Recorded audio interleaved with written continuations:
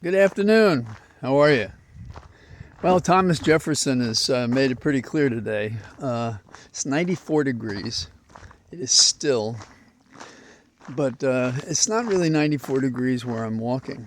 I don't know what the temperature difference is, but usually the combination of the shade and a wind, and the wind making the bigger difference, and we don't seem to have much of a wind today.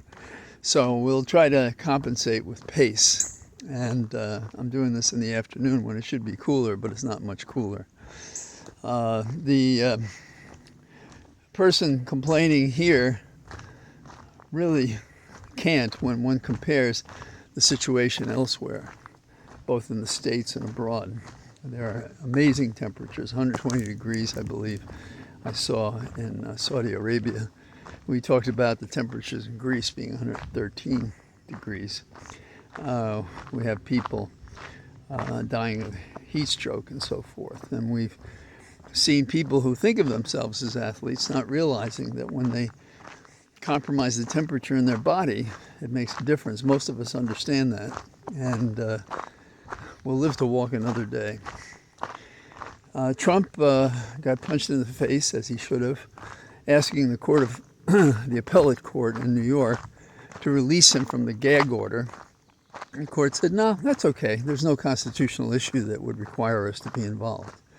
And the prosecution made it pretty clear that what we're concerned about is the continuous attacks and so forth. It's one thing to say, I was robbed. It's another to declaim, to lie, and to slander the entire judicial system because you lost.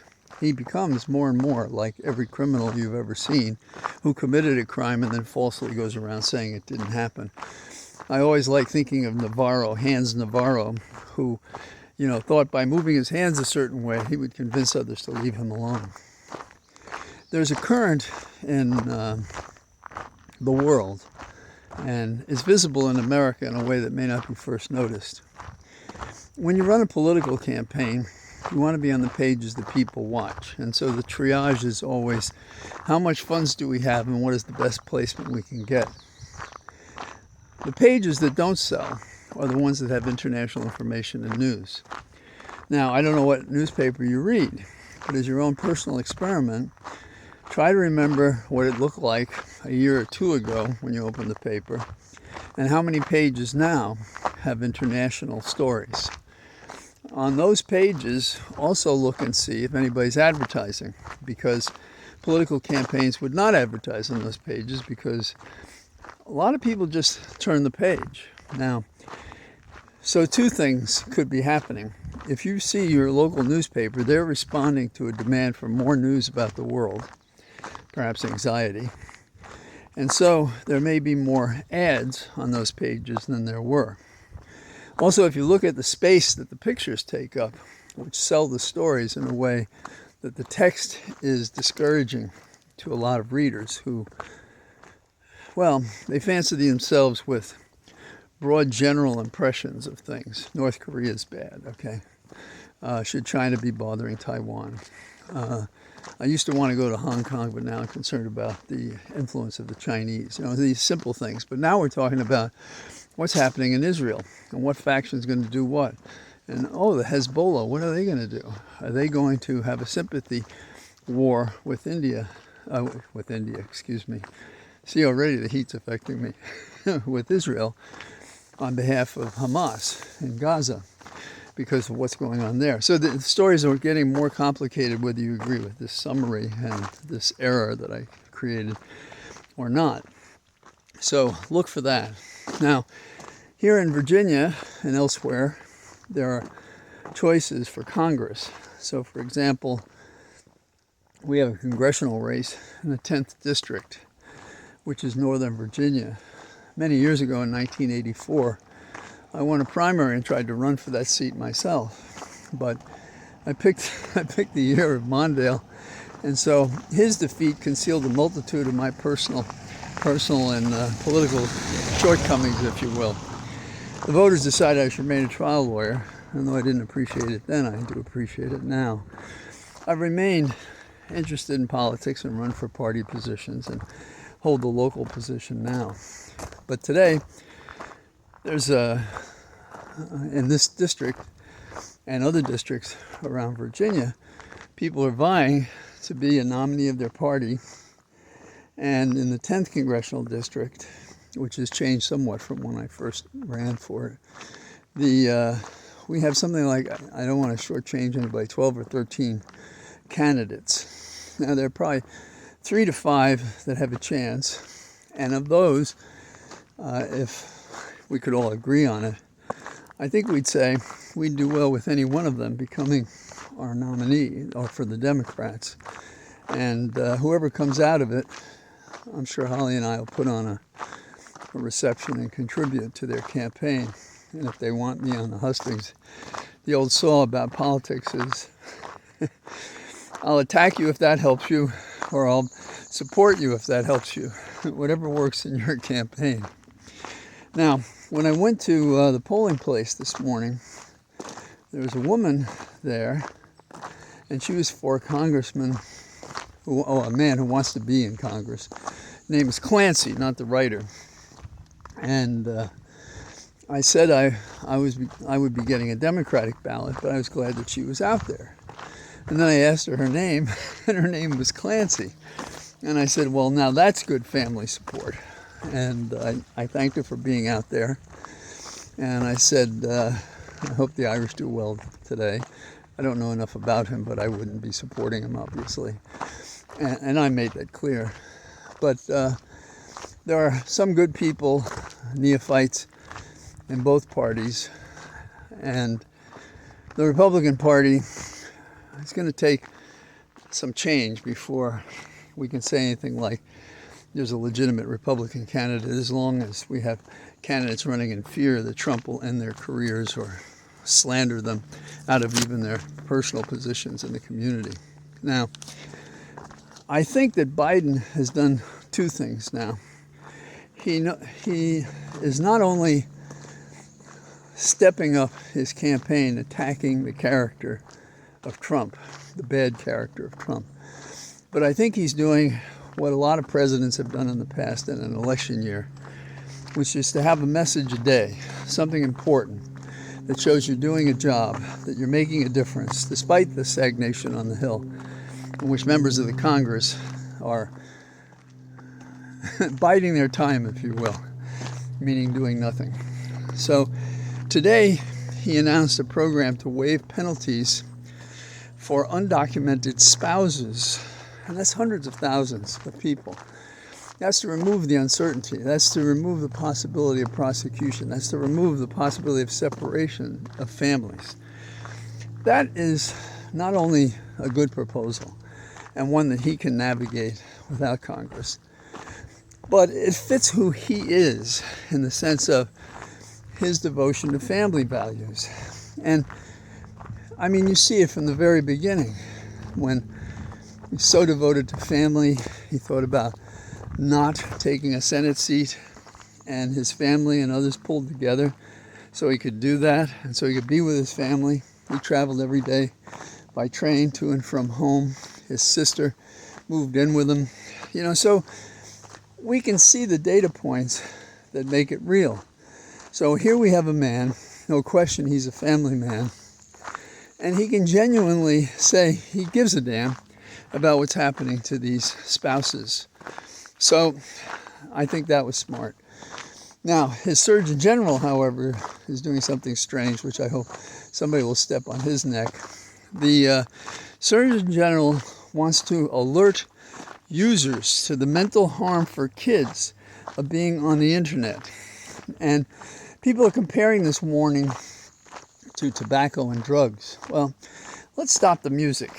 One of the things they have us do, we take an LSAT or an SAT case, is to see if we can make comparisons between like and dislike or dissimilar things. So if I get a warning about tobacco, that's a genuine health warning, because we know, and I have family experience, my dad died because of lung cancer. Okay, so we get that. What about drinking? Well, we've seen that too, and drugs and so on. So what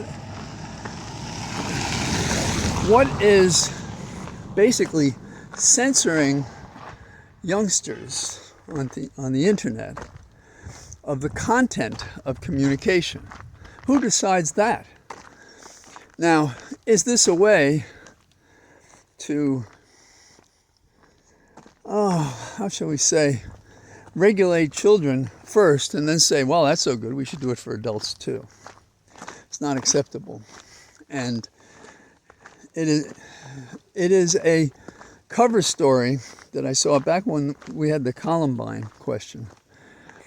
There was a proposal that what we really should do, we should examine what's on the internet. We should examine what our children are reading. Well, you know, if you want to do something for our children, do something about guns. You want to know why they're upset? They don't know if they're going to go in a classroom and get shot in the head. They may know somebody by now over the years who suffered that. You want to talk about psychological abuse from what's going on in society? Don't look at the internet. Look at our public policy that shows guns are more important than the lives of our children. So much for the Surgeon General. Going back to policy, there's another interesting fight or argument going on. Biden supports EV cars, that is, electric cars. And there are two parts to this. One is, not all Dems support that. So there's a split in the firmament. And the split is among Dems. Why? Because the oil and gas people lean on them. Time and time again, we see the better policy compromised, suffered, ignored, not implemented, because there are lobbyists who can decide to destroy you politically so that you lose your office, therefore lose the leverage to make any difference at all. And the way most people seem to resolve this is not to say, my people know me, they want this, go pound sand. Very few members of Congress, after they've been in office a couple of terms, have those courageous sentiments, feelings, actions. And that's not something that basically this republic can tolerate in this time, this day and time.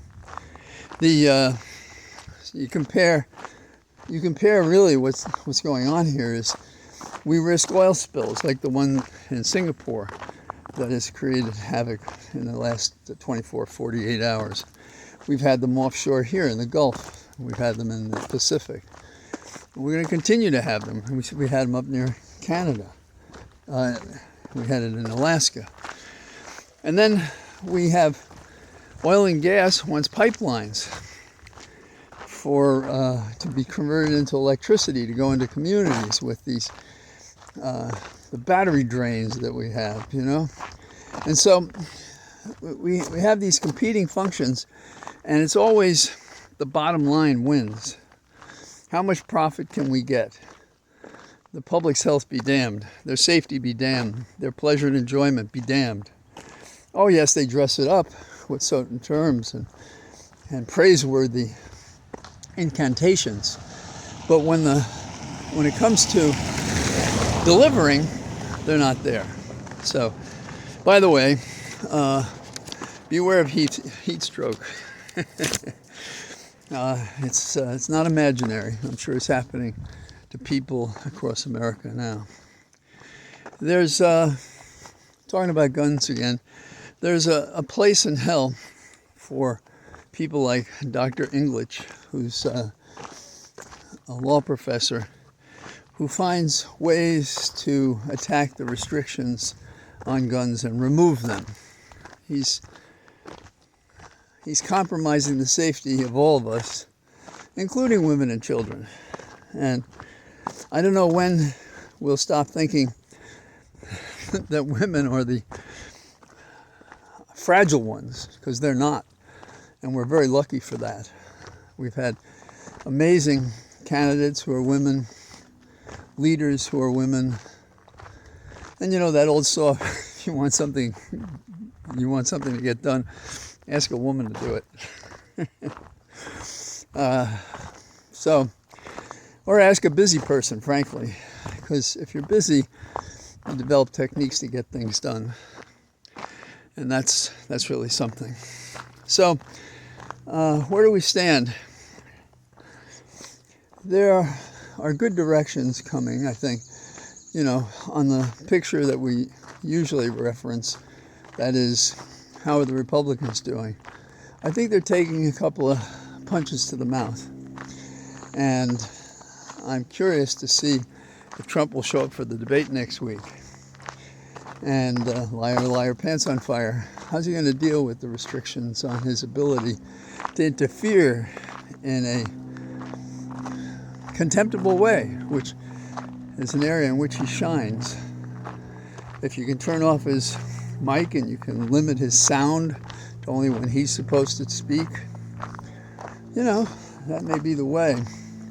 But it also says something about the character of the candidate, that anybody would think it was necessary to constrain how he speaks. And we see it in the criminal cases, we see it on the Hill, we see it in all his conduct, that this man is a criminal front and center. And why anyone would support him is a mystery to any feeling, thinking person in America or any place else on this small, heated planet. So that's what I got. I shall resume the rest of my walk here in the Cathedral of Trees. All the best. Bye-bye.